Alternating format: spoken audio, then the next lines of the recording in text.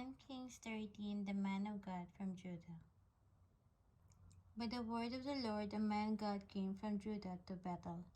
As Jeroboam was standing by the altar to make an offering, by the word of the Lord he cried out against the altar, "Altar, altar, this is what the Lord says, a son named Josiah will be born to the house of David. On you he will sacrifice the priests of the high place who make offerings here, and human bones will be burned on you." The same day the man of God gave a sign. "This is the sign the Lord has declared.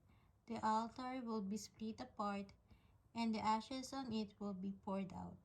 When the king Jeroboam heard what the man of God cried out against the altar at Bethel, he stretched out his hand from the altar and said, "Seize him." But the hand he stretched out toward the man shriveled up, so that he could not pull it back. Also the altar was split apart, and its ashes poured out, according to the sign given by the man of God, by the word of the Lord. Then the king said to the man of God, "Intercede with the Lord your God and pray for me that my hand may be restored." So the man of God interceded with the Lord, and the king's hand was restored and became as it was before.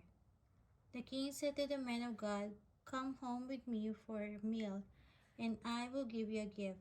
But the man of God answered the king, "Even if you were to give me a half your possessions, I would not go with you, nor would I will eat bread or drink water here, for I was commanded by the word of the Lord, you must not eat bread or drink water or return by the way you came." So he took another road and did not return by the way he had come to Bethel.